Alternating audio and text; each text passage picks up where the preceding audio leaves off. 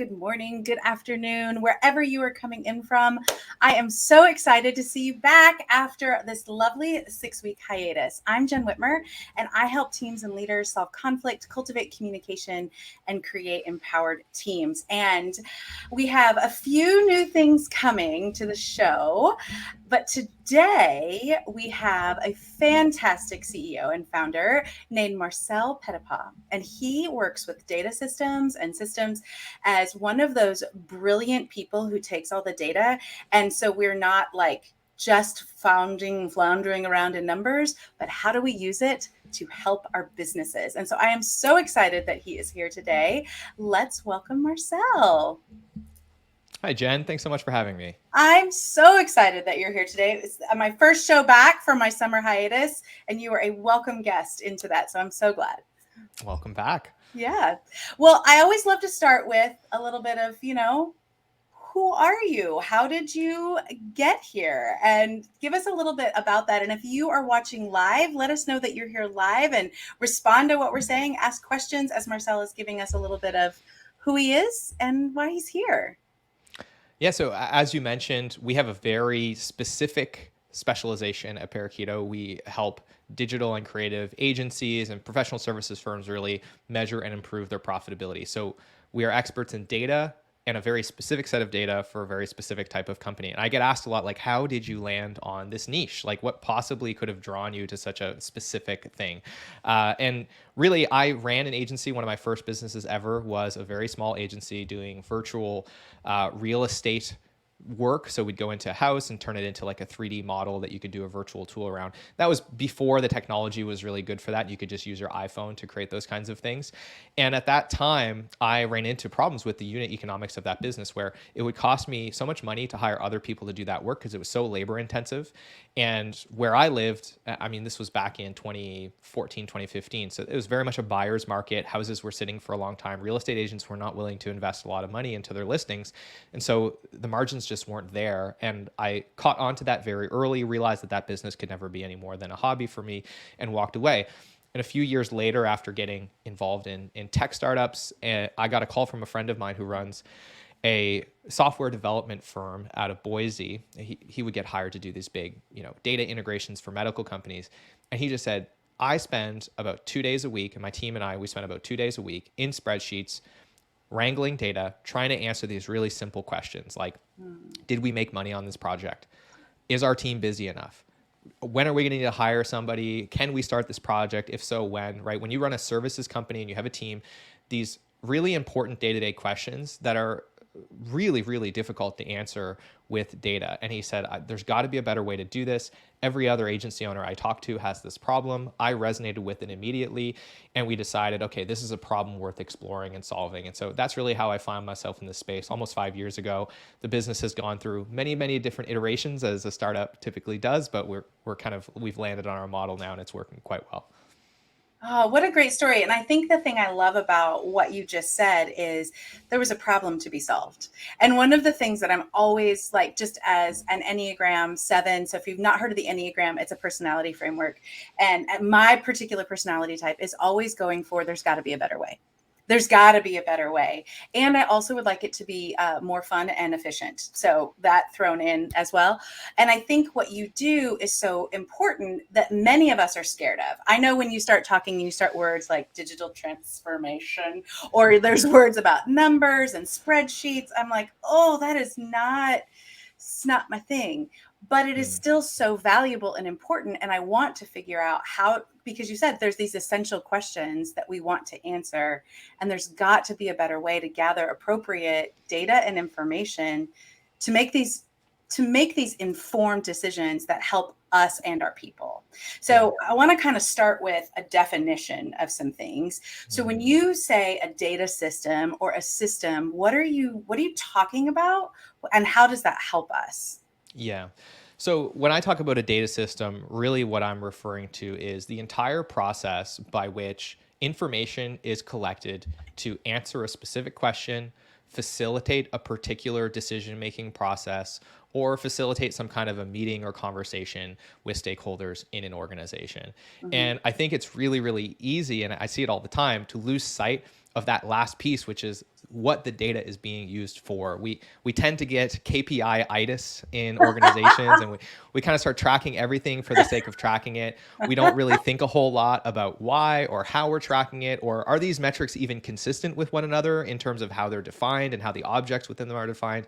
And so that's really, when we step back and think about it, we're looking at who are the stakeholders in the organization, what kinds of decisions are they having to make, and is there a way that we can empower them with more clarity so that those decisions are made in a way that's more objective, and we have an objective set of information to unify the team around. So we Yes. don't, because so many of these meetings, it's very easy to have them devolve into semantic arguments and matters of opinion, when really there shouldn't be a discussion about opinion. We should all just be agreeing on what happens and then getting on the same side of the table and having a discussion about how to move forward together. So that's really kind of the mission that we have when we work with a client, is to say, how do we get that kind of conversation happening? Because that's really what's going to help drive the organization forward. I think that there's so much goodness in what you're sharing that is specific to what data is and how you use a data system, in that very specific thing. But extrapolating out, making sure that we're answering the right question, like, is incredibly important. And when I'm working with people to solve any particular culture problem, a relationship issue within an organization, there are certain things that we are like, we have to have some shared facts. We have to have some shared data to understand, how did we get here? We can agree that this is what happened. And that's what you're providing. Like, this is what's going on based on these particular numbers. Sometimes in my work, it's not always about numbers, but sometimes it's still like, this happened this many times, or some piece of data. And then what we make and interpret from that is a different conversation. But if we don't have appropriate data, what do we do? Like, it's like you said, there's opinions going around that are actually uninformed and therefore unhelpful. Is that what you see too? 100%. And you touched on something that's really important there. And it's a saying that we have at Parakeeto. We say it all the time, which is the data can only tell you what the data is. It can never tell you why the data is. Only conversations can provide that. Can you say And that again? I just want to say it again. It was so yeah, good. so for everyone in the back, the data can only ever tell you what the data is, but it can't tell you why the data is. And I think this realization for a lot of people, it will stop them from doing what is a very common mistake, which is trying to measure things at such a precise level and drilling down into finite details about exactly what happened, all the way down to, the IC level, the delivery level. And they try to track everything in order to infer reasoning and making assumptions about what's actually happening, and causation, essentially, why the data is behaving in the way that it does. But when you remove that requirement from the data, you find that you can generally simplify what you're measuring quite a bit and rely on conversations that are much more efficient now, because they're guided by this directionally accurate insight. And you get much more buy-in, you get much more insight by actually engaging the team in that conversation. I completely agree with what you're saying about how the idea that we could simplify and then have a conversation. I think so many times that we think, like, it should just tell me what to do. Boop, boop, boop, boop, boop, boop. Like we humans aren't a part of this. And actually, why something happens is very challenging to decide, because there are so many different perspectives, departments, people, humans. How that goes around a conversation is always dynamic. But we can't, like we've just said, you can't, it's just, what is it? That's what the data tells us. Yes. And I just love that. The data can't tell you the data can only tell you what it is, not why happens in a conversation, for paraphrasing you. I'm just very impressed with that. It just kind of, when you're talking about assumptions too, I mean, I have kind of a random story that will relate back. My daughter broke her foot at camp this summer. So she goes to camp 9 hours away from us. We get a phone call from the nurse. We think she's broken her foot. They go in and get x-rays. I talked to the x-ray or the doctor in this ER in rural Wisconsin, like way up north. And he's like, she has this certain kind of fracture that probably will require surgery. And so we're like, oh my gosh, do we need to drive and get her like right away? What's going on? And we called a friend who is an orthopedic surgeon. And he said, well, wait, we're making an assumption that the data from the x-ray was correct. And I was kind of blown away by just that immediate calm that I had of like, oh, I am making an assumption that the data from this x-ray and that doctor's interpretation was correct. because we were having a conversation and we could start Right. to figure it out. And so that just, I mean, I know that's not an example of work, but I think it's an example of data. Turns out that interpretation was wrong. She did not need surgery, which was very happy, just a cast. But that's what the conversation is, what actually changed the outcome of our prognosis, her prognosis. Is it just a cast? Is it surgery? And I think that relates to what you do in business. 100%. And you touched on something that I think is really important here, which is the interpretation that everyone brings to that data. And this is why I think, in most of the engagements that we work with clients on, most of the time we are trying to get them to measure fewer things and get more meaning from the things that they are measuring. And there's so much value in doing that, because when you think about data as a system, and you think about really to properly manage a data operation in any department, in any organization, there are a lot of steps that need to take place. You need to first collect and create the data. A lot of times that's going to require input from lots of different stakeholders within the organization. They're going to have to update things. They're going to have to input data. They're going to have to submit reports. They're going to have to track certain things. Then you're going to have to centralize all that data into some kind of a database or a data lake. You're generally going to have to do quality assurance, figuring out, Timmy logged a 99-hour time entry last week. Is that because he actually worked for 99 hours straight, or did he forget his timer was running while he was on vacation? And the engineer over here logged a time entry to strategy. Is that because he was actually doing strategy, or did he make a mistake? Then you're going to have to clean it all up. You're going to have to do transformations, normalizations, stitch things together. So there's a whole process that needs to happen with the data.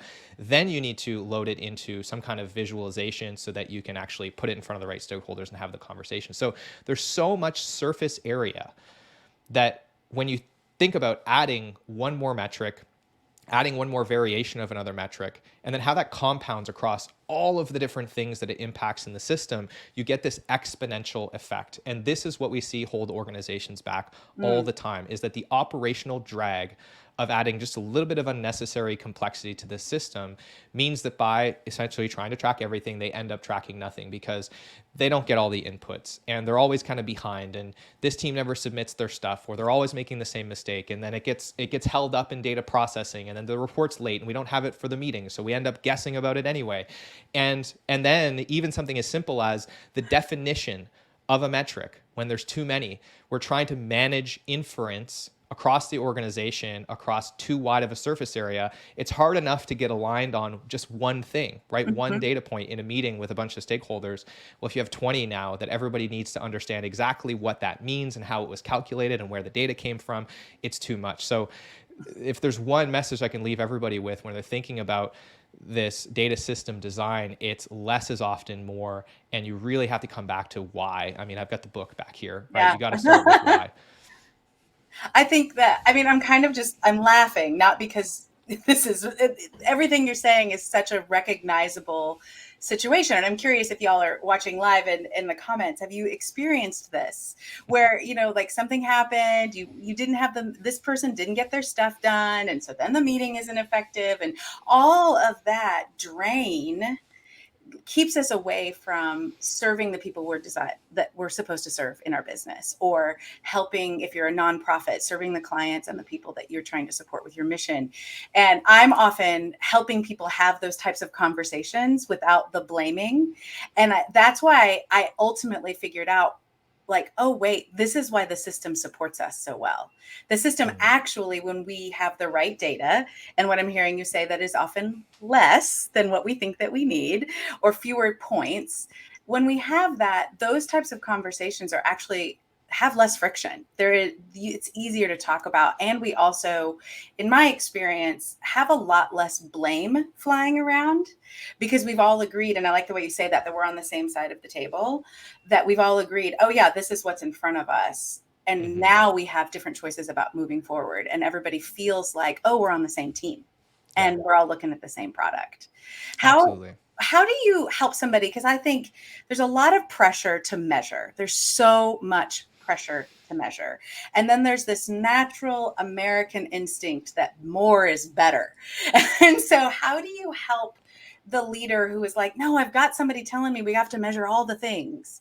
How do you help that person say, no, actually, this is going to be a better ROI for us, and actually give us what we need?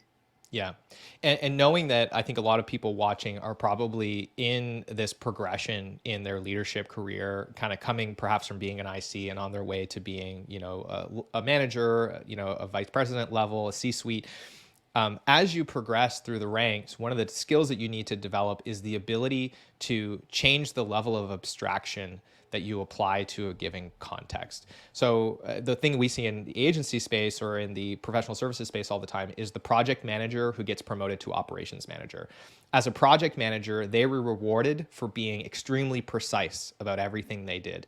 But as an operations manager, their obsession with precision becomes their biggest Achilles heel, because in order to zoom out and think about, okay, how do we roll these metrics up to a broader level, have them be less detailed to serve the next level of stakeholders that we need to engage with in the organization who don't care.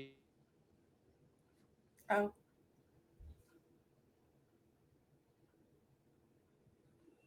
I lost I your think I audio. lost Here my we go. microphone there for a second. We're back. Okay. You're back. So So you get up, they get up here. That's where we come yeah, from. and they don't really care about how much time did it take to complete this task. They're worried about client level, department level insights. And so it comes back to asking the question of why are we measuring this? Who's it for? What insights are they looking for? And be able to then connect that to what's happening at the level beneath and facilitate that conversation across and understand when to make trade-offs, because often precision does not equate to accuracy. Often precision comes at the expense of accuracy because, again, by trying to track everything, we end up tracking nothing. And we can get something that, in our industry, the perfect example is I would rather have 100% of the time tracked for a team at 70% accuracy than have 70% of their time tracked at 100% precision, right? One is I mean, far you more just valuable kind than of the other. struck the heart of some people who are like, so they're like, but wait, Mm. like that's really like that feels antithetical. But what I hear you saying is actually that's a better metric. Exactly, exactly. Because a lot of times you don't need high precision to get directional accuracy and to inform the right conversation, the right decision-making process, the right inspection or double clicking into, why and inference and conversations. And again, when you really take a moment to step back and ask the questions and challenge the stakeholders in the organization to say, what are we doing this for? Mm. How are we going to have conversations and make decisions around this? Then you'll be much better equipped to drive towards the right set of compromises, right? Because that's what leadership is at the higher level, is basically just trying to figure out what compromises to make that are least unoptimal, I should say.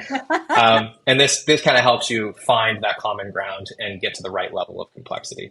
Well, I think one of the things that you've brought that's so powerful is one, this idea of your data being in a system from start to finish. So it's not just like this random spreadsheet, this tab, this, I've got it on a post-it note over here and I might be describing part of my own office. It's fine. But, but putting it into a system is so powerful because it gives you what's that phrase? It's always such a good corporate phrase, line of sight. Like it gives you this big overview and you know where it fits. And you actually get the power of measuring fewer items, but you get better data. Like I think that's the big thing I'm hearing from you is the system. And the beginning of the system has to be, what's the reason? Why are we doing this? What question are we really asking?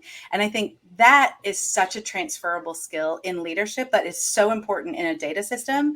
But I think it is one of the biggest skills that in any conversation, in any leadership is like, what are the reasons we're doing this? Because we can come up with lots of solutions, but if they don't solve the problem we're talking about, it's not helpful. And so I really appreciate your bringing us this data system idea. And I am like, oh, I want to talk to you so much longer and time is almost out. So you've given us so many great tips and I am just writing down some of your quotes. I can't wait to use them and say, my friend Marcel told me this. But tell other people where to find you. Tell us a little bit about this agency profitability toolkit. How can people keep up with you and Parakeeto? Yeah, thanks so much, Jen. For those that are watching, if you run an agency or professional services firm and you're interested in developing more mastery in the numbers, you can follow me on LinkedIn. I'm wearing the same shirt in my profile picture, so I'm very easy to spot. You can visit us at parakeeto.com and you can check out the Agency Profit podcast. You'll never guess what we talk about there. The toolkit is full of free resources that are designed to help teach you how to start measuring the 20% of information that gets you 80% of the insight in your professional services firm. There's training videos, templates, cheat sheets, spreadsheets, all kinds of things in there to help you get started. So feel free to go check that out. It's absolutely free. I'll spam you with emails, but you can unsubscribe if you don't like them. I'm sure those emails actually have a lot of valuable resources. If they're like mine, They I do. spend some time giving you actual helpful information.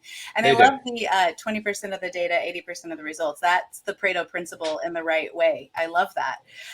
Well, we so appreciate you being here. I'm so grateful for you to kick off our next season, and it was just lovely to meet you. Everybody, I will be here next week at 1 p.m. Eastern, as we are every week. And I want to do a tiny little teaser because Monday Mentor will still be here, but the name and some new ideas are coming. So just to let you know, that's going to be coming in the future. You should stick around, and we will see you back here next week at 1 p.m. Eastern. Marcel, thanks again for being here. Thank you.